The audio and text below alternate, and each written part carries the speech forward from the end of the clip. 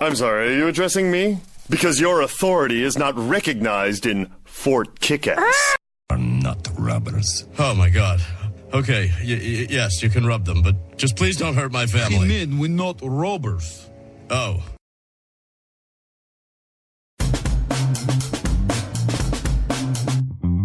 Hi, this is Harry from McKinna. This is Brian from One Man Standing. This is Nate from Shake the Sun. This is Jess from Shoot Lab. You're listening to Dr. Bones. Dr. Bones and Mike. Dr. Bones and Mike. And you're listening to New Music Saturday. This is Martin from Ability Rock. JJ from Juxta. Hey, this is Leslie And Jason. of The Sweetest Condition. New Music Saturday. Music Saturday. New Music Saturday. New Music Saturday. And you're listening to New Music Saturday. New Music Saturday. Dr. Bones and Mike. New Music Saturday. Right on, and welcome to Music Saturday. After about 20 minutes of delay, we do apologize. We had some technical difficulties. So we are live right now. It's myself, Dr. Bones, and the guitarist everybody wishes they were, Mike1inFive. Good evening. You all right? Very well, thank you. How about yourself?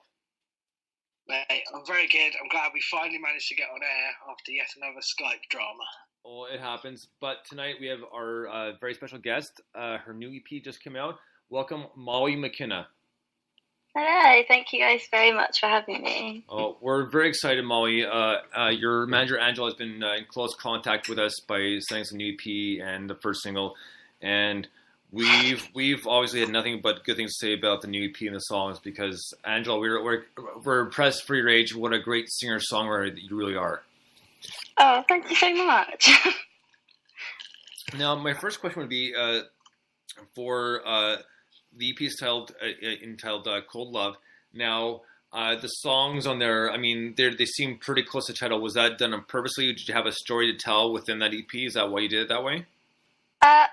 Honestly, I didn't really do it purposely. The whole EP was kind of written throughout the whole length of like the first relationship I had.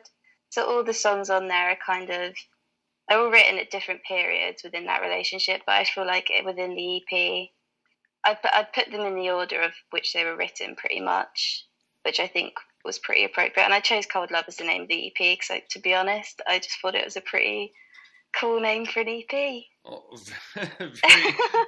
very true. It's always a curiosity to me just how this works because sometimes... actually, I do enjoy the times it's done unintentionally and just the way it happens. And I think sometimes it might be just like, this is just my own opinion, like a subconscious thought, but it just kind of comes together that way. No, exactly. That's completely right. I mean, like, the first song I wrote actually was that, so I said I put it in order, but I did it in the opposite way. So Cold Love is the second song in the album and the EP, but actually it's one of the second to last songs I wrote. Right. So I just did it in the opposite order pretty much. Now, let me ask you this: being your first EP, did you the songs that you have like on that EP were they reworked ever at all, or they were played as is?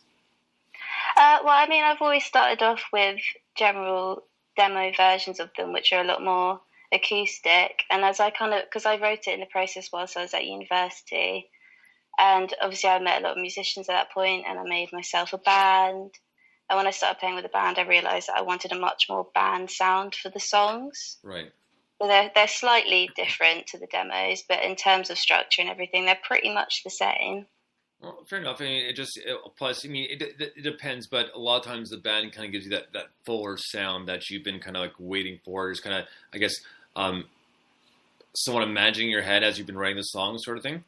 No, completely. Yeah, exactly. Because before I didn't really know how to do it, but as soon as I had a band with me, I was like, yeah, that's exactly the sound I wanted. Well, it can make. And they've been brilliant. Right. They're great. Absolutely no, and it makes it a little bit easier too because I mean, just think about playing within a band. Everybody's kind of following each other's timing, so it kind of helps out in that aspect of things too. Because even on your own, even though you've written the song and you've got the timing down to write the way you want it, sometimes it makes it just a little bit easier to have a drum line or a bass line to follow to kind of help you kind of keep it in line. So if you stray off, that they'll cover your stray off if that happens. Oh, exactly. Apparently, I'm pretty rubbish with my timing. I didn't even realise it. But they've helped me out a lot with that, and especially my guitarist. Actually, he's got a lot of good ideas. They've helped me a lot with the EP. They're a lot. What's the word? They've contributed a lot. They've been very helpful for me. Really cool. And it's all about getting experience, right? Because you're still young and you got your whole career ahead of you, and it's going to be a fantastic one. We're sure of it. But the next question I want to ask, just before I pass the question over to Mike here, is your writing process. Is there a specific way you deal with it, or you just kind of go and kind of write as the inspiration hits you? To be honest, it's not the healthiest way of writing, but most of the time I write my tracks when I'm feeling most inspired. And I'm pretty sure with every single track I wrote on this EP, I cried in the process at one point, which is when I know it's going to be a good song, to be honest. I mentioned something what my girlfriend did the other day, but probably won't because she'll probably hit me later for this. But just because she had a bit of a rough day the other day, but I'm not going to go into detail. But it had to do a little bit with crying. But thankfully, it wasn't all me. So. Well, that's good to hear. Yeah, right. Exactly. I'm safe for the most part. And honestly, right now, it's before I pass the questions to Mike. Just so you know, Molly, she's standing about 5 feet away from me and smiling right now. It's kind of plotting her revenge as we speak. So, with that being said, Mike, go ahead, buddy. Your turn. Well, first of all, fair play to her.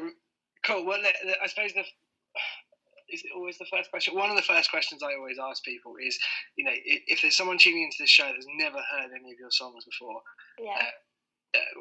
they've never heard the show before for some reason. I've never come across you. How would you describe, or the other way of putting that is, if you met someone in the pub and you said, "Oh yeah, I'm a musician," they said, "What kind of stuff do you play?" What would your answer be? How would you describe? Well, to be honest, I normally lead with most of the songs are sad. But I kind of lead in with describing them as like an ambient indie folk thing. Like I describe it as like a mixture of old school and modern folk mixed together.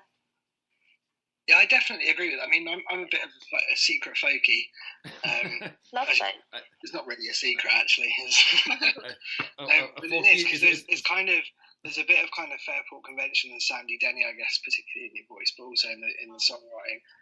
But then it's quite modern as well. It reminds me, there was a track actually reminded me of like the Decemberists. I don't know if you've heard them, but I haven't. I'm sorry. Worth checking them out. But it's kind of this, I don't know, post-folk. It's quite dark, actually, some of their stuff. But I agree. I think it's kind of, there's a little bit of modern and old in there, which is really nice.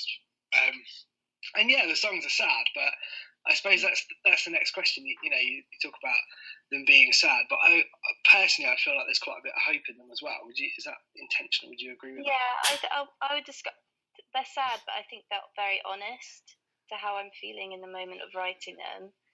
Because most of the time the lyrics are kind of to do with how I'm feeling and how rubbish I feel in that situation, but how kind of I hope the outcome is, which I never really do intentionally. Pretty much every song in the EP is about the same kind of thing.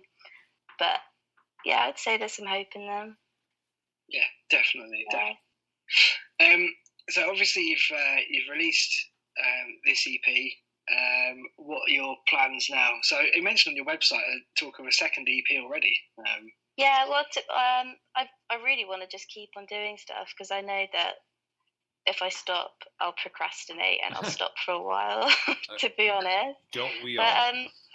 But I want to, because I've already got a few singles that I definitely want to release that are a little bit slightly different to the Cold Love EP in general, and a lot more, like, I've got a lot of collaborations that I've been doing that I'm really excited to release. Cool. Who have you Lots of talented people. There's a fellow Brighton lad called Ren, I think it's Gil or Jill, spelled that. He's amazing. He's around Brighton all the time busking. Very, very, very talented singer and songwriter. And then just a lot of people at uni as well that I'm planning to collaborate with, including Harry Miller, who's an amazing musician, which I think people should check out. Cool. Yeah. Very good. Obviously, I'm delighted that you're from Brighton because that's my town and I love it. Hooray! Nice to speak to a local. We'll play a track in a minute, but on that, I've actually recently moved slightly out of Brighton just because it's very, very expensive to live right in the middle. But I agree. Yeah. I lived in Brighton for around 10 years, and I found it sounds really cheesy, but I found it a really kind of inspiring place to write music. Do you feel that you get some of the city in your songs as well? Do you feel that kind of inspiration from it? Oh, definitely. I mean, like the whole energy around Brighton in general is just amazing. And the people there is great. I feel like I'm mostly inspired by the seaside, to be honest. Yeah, definitely.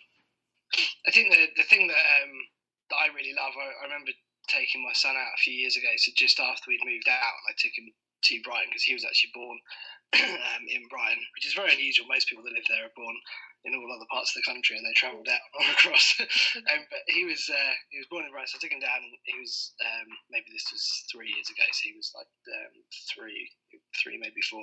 And we were just wandering through the lanes and wandering through the pavilion and wandering down to the seafront, and we saw, I think we counted 11 different musicians on that one journey down from the train station through the lanes down to the beach. Playing. Yeah, there was a bloke playing an accordion. There was a few people doing some kind of steel drum thing, and awesome. And for me, that was just like, this is what I love about this city. Everyone's out there having a good time. Exactly. Did you see the guy with the bird whistles? Oh, mate, I used to. We'll take this conversation offline, but I used to drink in a pub very regularly, which isn't there anymore. But at the top of Bond Street, it used to be called Tick, and I think it's like a vinyl bar now. But he was always there on a Saturday. Yeah. Quite that man, and helped him sell a few whistles when I was a bit drunk as well. Nice one. Stories for another day. So yeah, I know quite well. just before we play our first track here, speaking of steel drums, Mike, I was born and raised in Montreal in Canada, in the province of Quebec, and every weekend they used to have what's called the Tam Tams, and there's a place called Mount Royal. So there'll always be steel drum players and bongo players, and we go on for much of the day. So people, there's always like a hippie circle, kind of sort of, because people would play hacky sack sort of thing. But it's always so cool because steel drums, they're cool, but one of the hardest things to play because there's so many different sounds you can get from so many different places on that drum alone. My parents went to, I can't remember what it was now, Antigua or something like that, for I think it was their 25th or 30th wedding anniversary, and they came back with a steel drum. It was nice. Like, why have you bought that? No one can play it. Just sits in my parents' house, and like again, when my son was young, he used to go around and hit it, and now my brother's got a 1-year-old, and she goes around and hits it, but no one can make any music out of it. It's really difficult, but they're cool. I love them, but I can't play them. Oh. All right, so we are going to take. Well, no. I know. It just like it kind of sounded bad. Like it's like all right, moving. That was loosely related to the conversation, at least, unlike most of my side tracks, to be fair. Yeah. I'm sorry, that was Mike G getting in there. I'm like, there's no way in hell I could do that either. That's our little side panel here. So, like the Ed McMahon and Johnny Carson, so to speak. I mean, it's a little old school, but you know what I'm saying. So we're gonna get to our track of the night. This is off her brand new EP. This is Molly McKinna with Cold Love, and it's a title track off her brand new EP, Cold Love. Dig this.